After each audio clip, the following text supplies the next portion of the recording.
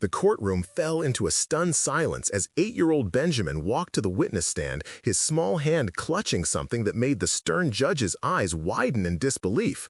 The prosecutor stopped mid-sentence, her papers scattered, forgotten across the mahogany table. Even the court reporter's fingers froze above her keyboard. But the most shocked of all was Thomas Hartwell, the broken father sitting in the defendant's chair, who had no idea what his son was about to reveal to everyone in that packed courtroom. The golden object in Benjamin's tiny palm would change everything, but to understand how this moment came to be, we need to go back to where it all started. 3 months earlier, Thomas Hartwell sat on the edge of his son's hospital bed, watching the steady rise and fall of Benjamin's chest as machines beeped softly around them. The sterile smell of disinfectant couldn't mask the fear that had been eating away at Thomas for weeks. Benjamin's rare blood disorder required expensive medication, and Thomas's construction job barely covered their rent, let alone the mounting medical bills that seemed to multiply each day like some cruel arithmetic he couldn't solve. Thomas had been a single father since Benjamin was 2 years old, when his wife Claire died in a car accident that turned their world upside down. He'd moved them to the small town of Millbrook, hoping for a fresh start and lower living costs, but life had other plans. The construction work was seasonal, the pay inconsistent, and now Benjamin's condition threatened to bury them in debt that stretched beyond anything Thomas could imagine. The doctor's words echoed in his mind as he sat in that uncomfortable plastic chair. "The treatment costs $15,000 per cycle, Mr. Hartwell. Without insurance coverage, you'll need to find a way to pay up front." Thomas had nodded, his throat too tight to speak. Knowing he had maybe $300 in his checking account and nothing else except the clothes on their backs and the small apartment they called home. That night, after Benjamin finally fell asleep, Thomas walked to his bedroom closet and pulled out a small wooden box that he kept hidden behind his work boots. Inside, wrapped in faded tissue paper, was the only valuable thing he owned, a vintage Rolex Submariner that had belonged to his grandfather, passed down through 3 generations of Hartwell men. The watch was supposed to go to Benjamin one day, a family heirloom that connected them to their past, but now it represented his son's future in a way Thomas had never imagined. The next morning, Thomas kissed Benjamin's forehead and promised he'd be back soon, then drove across town to Henderson's Jewelry and Pawn, a dingy shop squeezed between a laundromat and a check-cashing place. The owner, a heavy-set man named Carl Henderson, examined the watch with a jeweler's loupe. "I can give you $8,000 for it," Henderson said finally, his voice flat and businesslike. "That's fair market value for the condition it's in." Thomas felt his heart sink. 8,000 wasn't enough for even one treatment cycle, but it was better than nothing. He thought about Benjamin's pale face, the way his son had tried to smile when the nurses came to draw blood, and he nodded. "I'll take it." The money lasted exactly 18 days. One treatment cycle, a brief moment of hope when Benjamin's blood work showed improvement, then the devastating news that they'd need at least 3 more cycles to see lasting results. Thomas stared at the medical bills piling up on his kitchen table, each one stamped with threatening red letters about collections and legal action. He'd spent every penny of the watch money, taken on extra shifts when he could find them, even sold his truck and bought a beat-up bicycle to get around town. But it wasn't enough. It was never enough. The first legal notice arrived on a Tuesday morning in October, delivered by a courier who seemed embarrassed to hand over the envelope. Millbrook General Hospital was taking him to court for unpaid medical debt totaling $47,000. Thomas read the papers twice, his hands shaking, then quietly folded them and tucked them into his work jacket before Benjamin could see. At the construction site that day, Thomas worked harder than ever, swinging his hammer with a fury that came from desperation. His co-workers noticed but didn't say anything. They all knew about Benjamin's condition, had even passed a hat around to collect a few $100s to help with expenses. But medical debt was a monster that swallowed small gestures of kindness without even noticing. During his lunch break, Thomas sat alone on a stack of lumber and called a legal aid office. The paralegal who answered was sympathetic but honest. "Mr. Hartwell, with that kind of debt, they'll likely garnish your wages and put a lien on any assets you might have. Your best bet might be filing for bankruptcy, but that's a conversation you need to have with a real attorney." Thomas hung up and stared at his phone, feeling the weight of failure pressing down on his shoulders like the October sky, heavy with clouds that promised an early winter. He thought about his grandfather, who'd worn that watch through World War II, through decades of marriage and raising children, and building a life that mattered. What would the old man think of his grandson now, too broke to save his own child? That evening, Benjamin seemed more tired than usual, picking at his dinner of boxed macaroni and cheese, the third time that week they'd eaten it, because Thomas had run out of grocery money. But his son never complained, never asked why they couldn't afford the things other kids had, never made Thomas feel smaller than he already felt. "Dad?" Benjamin said quietly, his fork making patterns in the orange cheese sauce. "I heard you talking to someone on the phone today about money stuff." Thomas felt his chest tighten. "Don't worry about grown-up things, buddy. That's my job." "But I do worry," Benjamin replied, looking up with those serious brown eyes that seemed too old for an 8-year-old face. "I know the hospital costs lots of money because of me being sick, and I know you sold Grandca's watch." The words hit Thomas like a physical blow. He'd been so careful, so sure that Benjamin didn't know about the financial nightmare that was swallowing their lives whole. "Benjamin, listen to me. None of this is your fault, okay? You didn't choose to get sick, and taking care of you is what dads do. Always." Benjamin nodded, but Thomas could see the guilt in his son's eyes, the burden of knowledge that no child should carry. That night, after Benjamin fell asleep, Thomas stood in the doorway of his son's room and made a promise to the darkness. Whatever happened in court, whatever they took from him, he would never stop fighting for his boy. The weeks leading up to the court date passed in a blur of sleepless nights and desperate phone calls. Thomas tried every avenue he could think of: charity organizations, church groups, even a crowdfunding page that raised exactly $237 before fading into internet obscurity. He met with a bankruptcy attorney who charged $50 for a consultation that lasted 15 minutes and ended with advice Thomas couldn't afford to follow. Meanwhile, Benjamin's condition remained stable but fragile, requiring ongoing monitoring and medications that insurance refused to cover because they were considered experimental. The doctors were cautiously optimistic, but every good day was shadowed by the knowledge that without continued treatment, Benjamin's improvement wouldn't last. 3 days before the court hearing, Thomas received another envelope, this one from the hospital's legal team. They were offering a payment plan, $800 per month for the next 7 years, with interest that would double the total amount owed. Thomas did the math on the back of a utility bill and realized he'd be paying until Benjamin graduated from high school, assuming he could even make the monthly payments on his inconsistent income. Tell us in the comments where you're watching from, because this next part is going to hit differently depending on where you call home. The night before court, Thomas couldn't sleep. He paced around their small apartment, checking and rechecking the papers he'd organized in a manila folder, rehearsing what he might say to the judge. Benjamin had been unusually quiet during dinner, asking strange questions about what happened in courtrooms and whether kids were allowed to talk to judges. Thomas had explained that it was just a meeting about money, nothing for Benjamin to worry about, but his son's eyes held that same serious expression that meant he was thinking about things beyond his years. At 2 in the morning, Thomas finally fell into a restless sleep on the couch, still wearing his work clothes because he'd been too tired to change. He dreamed about his grandfather's watch, still ticking somewhere in Henderson's shop, keeping time for someone who could afford to buy back pieces of other people's histories. The morning of the hearing dawned gray and cold, with the kind of October chill that promised winter wasn't far behind.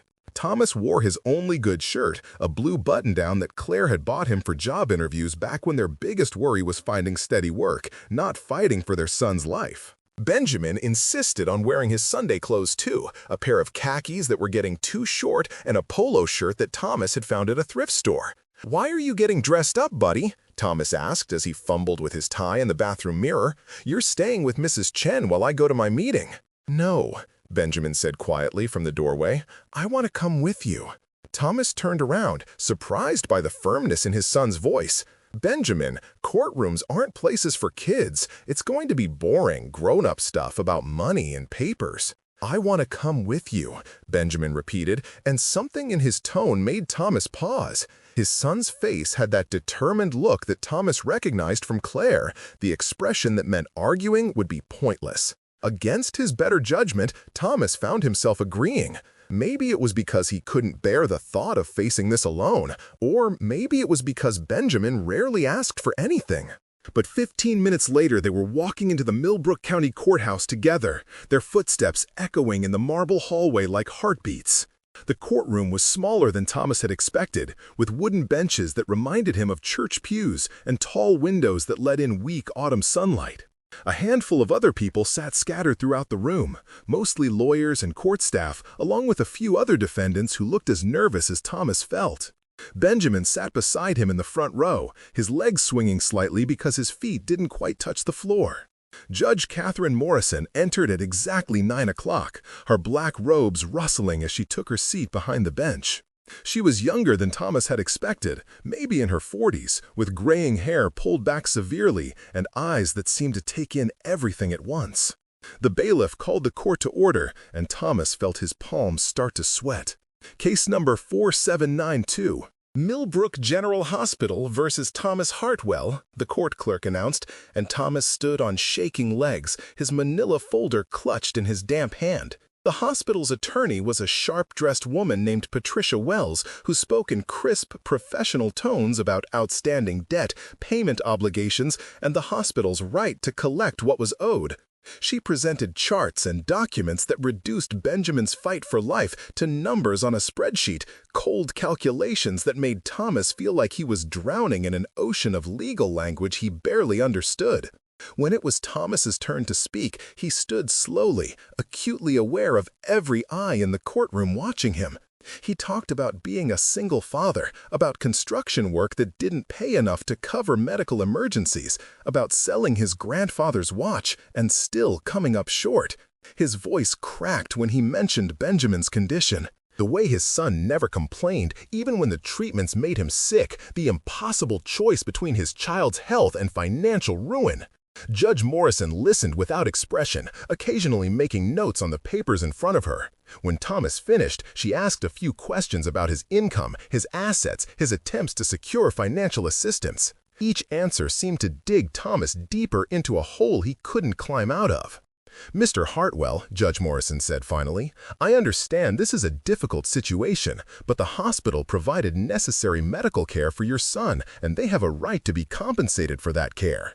Given your financial circumstances, I'm prepared to approve a payment plan that takes into account your limited income, but the debt will need to be satisfied over time."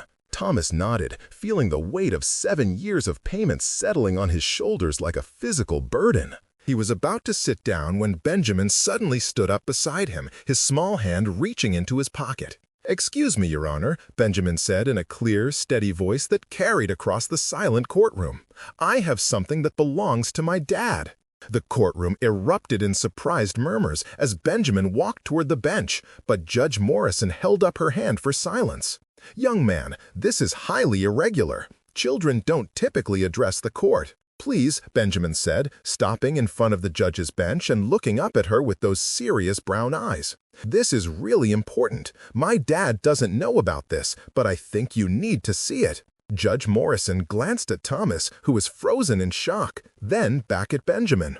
Something in the child's demeanor must have convinced her, because she nodded slowly. "Approach the bench." Benjamin reached into his pocket and pulled out something that made Thomas's heart stop completely. It was his grandfather's watch, the Rolex Submariner that he'd sold 3 months ago, the family heirloom that was supposed to represent their future but instead had been sacrificed for medical bills. Share if you've ever experienced something similar, because what Benjamin said next would change everything. "Your Honor," Benjamin said, his voice steady despite the tears starting to form in his eyes, "my dad sold this watch to pay for my medicine. It belonged to my great-grandpa, and it was supposed to be mine someday. But my dad gave it up to save my life, and I've been saving every penny I could find, coins from the couch cushions, money I found on the street, my birthday money from my aunt, for 3 months to try to buy it back." The courtroom was dead silent as Benjamin continued, his small hands carefully cradling the watch. I went to the pawn shop every week asking Mr. Henderson how much it would cost to get it back. He always said $8,000, and I only had $215 saved up. But yesterday, when I told him why I wanted it back, he started crying. He said he had a grandson who got sick once too, and he knew what it felt like to watch your family hurt. Thomas felt tears streaming down his face as the pieces of the story came together. Benjamin had been walking to the pawn shop after school, counting coins and crumpled dollar bills, carrying the weight of adult problems on his 8-year-old shoulders. "Mr. Henderson gave me the watch back for the money I had," Benjamin continued, his voice getting stronger. "He said my great-grandpa would be proud of what my dad did, and that sometimes the most valuable things can't be measured in money. He said love costs everything and nothing at the same time." Benjamin turned to look at his father, his eyes bright with tears, but his smile radiant with pride. "My dad is the best person I know, Your Honor. He sold the most important thing our family had to keep me alive, and he never once made me feel bad about being sick or costing so much money. If that's not what good dads do, I don't know what is." The silence in the courtroom stretched on for what felt like hours. Judge Morrison was staring at the watch in Benjamin's hands, her professional composure cracking slightly around the edges. The hospital's attorney was shuffling papers uncomfortably, clearly not prepared for this emotional turn in what should have been a straightforward debt collection case. Finally, Judge Morrison cleared her throat and spoke, her voice softer than it had been all morning. "Benjamin, that's quite possibly the most compelling testimony I've heard in 20 years on this bench. Can you tell me, did your father know you were trying to get the watch back?" "No, ma'am," Benjamin replied honestly. "He would have told me not to worry about grown-up things and that taking care of me was his job. But I wanted to help him for once, instead of just being the reason everything costs so much money." "And you've been saving for 3 months?" "Yes, ma'am. Sometimes I found quarters in the parking lot at school, and Mrs. Chen next door gave me 50 cents for helping her carry groceries. I wrote everything down in a notebook so I could keep track." Judge Morrison looked over at Thomas, who was openly weeping in his chair, overwhelmed by the realization that his son had been fighting just as hard as he was, just in a different way. The weight of trying to protect Benjamin from the harsh realities of their situation suddenly seemed both necessary and impossible. This child had been carrying his own burden all along. "Mr. Henderson is here today," Benjamin added, gesturing toward the back of the courtroom where the pawn shop owner sat quietly in the last row. Carl Henderson stood up slowly, his face flushed with emotion.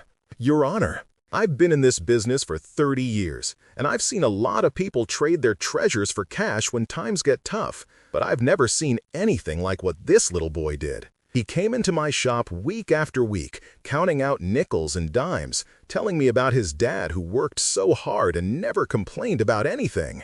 Henderson's voice grew stronger as he continued. "That watch is worth $8,000 easy, maybe more to a collector. But yesterday, when that boy stood in my shop and told me he wanted to give it back to his father for Christmas, I realized something. The real value wasn't in the gold or the machinery, it was in what it represented. A father's love for his son, a grandfather's legacy, a family's bond that couldn't be broken even by impossible circumstances." The pawn shop owner reached into his jacket and pulled out an envelope. "Your Honor, I'd like to donate $8,000 to cover Mr. Hartwell's medical debt. It's the least I can do for a family that reminded me why I got into this business in the first place, to help people when they need it most, not to profit from their desperation." The courtroom erupted in surprised gasps and whispered conversations, but Judge Morrison banged her gavel once for order. She was staring at the envelope in Henderson's hands, her judicial mask completely abandoned in favor of something much more human. "Mr. Henderson, that's an extraordinarily generous gesture, but it only covers a portion of the total debt." "Actually, Your Honor," came another voice from the back of the courtroom. Thomas turned to see his foreman from the construction site, Miguel Santos, standing up with several of Thomas's coworkers behind him. "We've been taking up collections at work sites all over town. Word gets around about good people in trouble, and we've raised another $15,000. And the Millbrook Community Church has been fundraising too."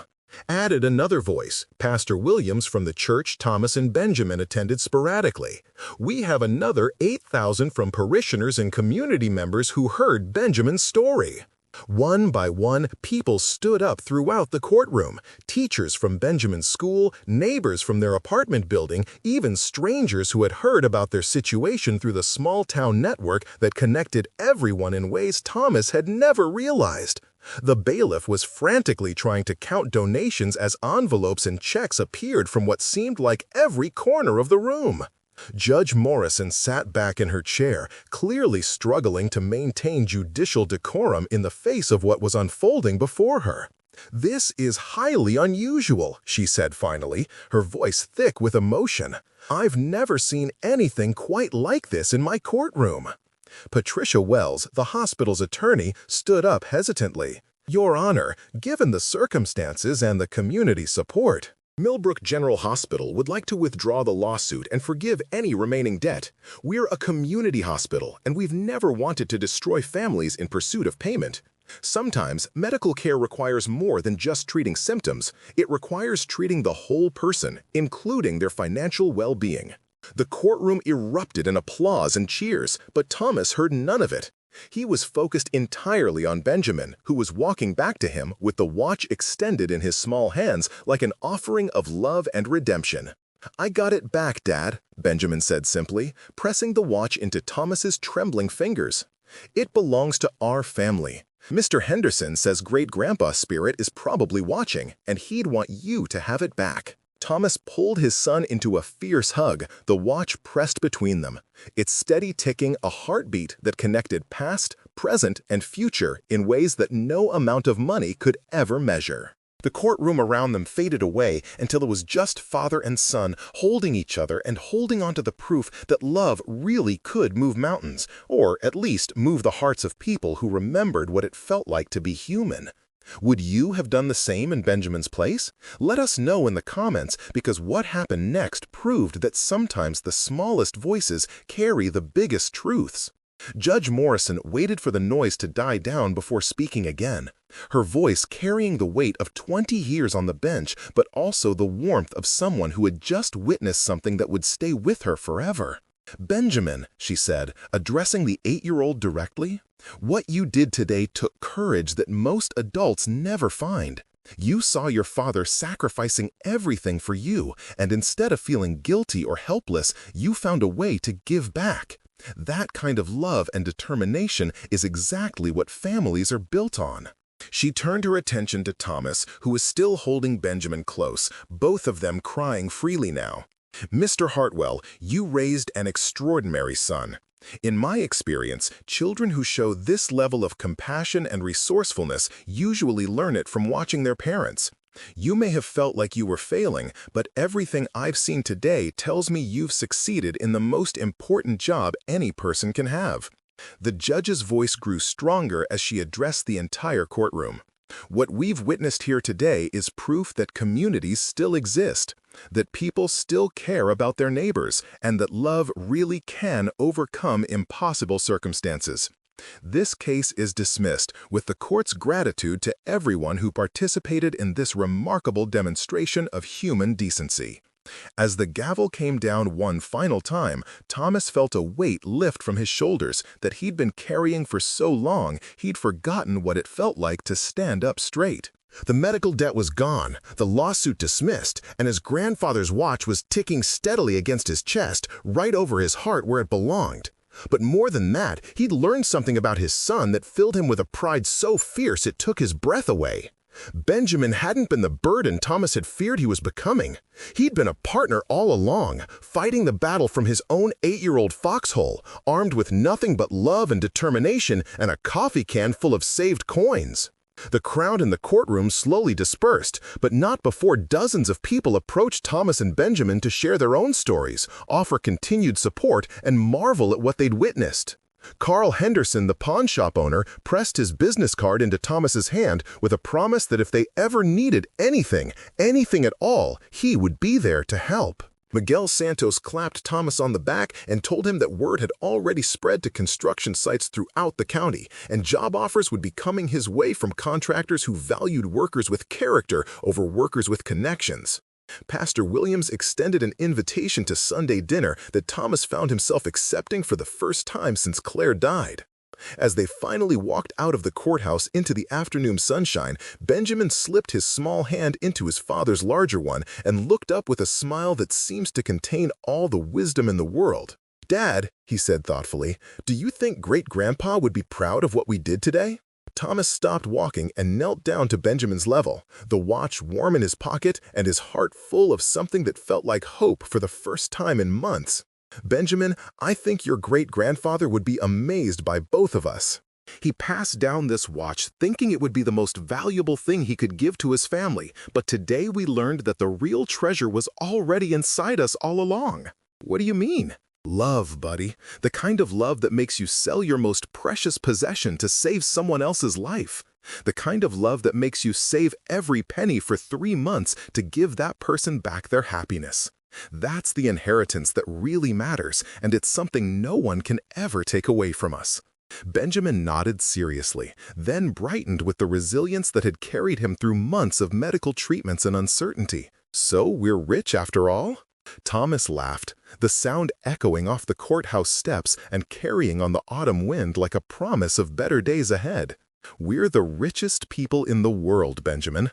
We just forgot for a while. But sometimes it takes a courtroom full of neighbors to remind you what wealth really looks like." That evening, as they shared a celebration dinner of pizza, the first restaurant meal they'd had in months, Thomas fastened his grandfather's watch around his wrist and felt the weight of 3 generations of Hartwell men who had faced their own impossible circumstances and found ways to persevere. The watch would go to Benjamin someday, just as it was always meant to, but now it carried a new story in its mechanism, the story of a father who gave up everything and a son who gave it back, not through money or magic, but through the simple, revolutionary act of loving each other enough to keep fighting. The medical bills were paid, Benjamin's treatments would continue, and Thomas had job offers from 3 different construction companies who had heard about his character and wanted him on their crews.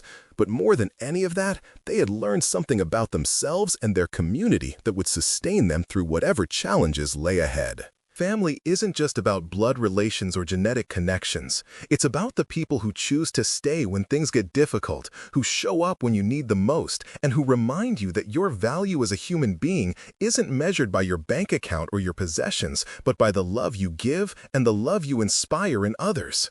As Benjamin fell asleep that night, the watch ticking softly on his father's wrist in the next room, Thomas realized that they had always been rich in the ways that mattered most. Sometimes it just takes a courtroom full of strangers to help you remember that the most valuable things in life can't be bought, sold, or repossessed. They can only be shared, cherished, and passed down from one generation to the next, growing stronger with each person who chooses to believe that love really is the only currency that matters in the end. True wealth isn't about what you own, but about who owns your heart and whose hearts you carry with you wherever you go. And by that measure, Thomas and Benjamin Hartwell were millionaires from the very beginning. They just needed to remember how to count. Subscribe for more powerful stories like this, and click on the video on the screen to watch the next one with a twist so powerful you'll never forget it.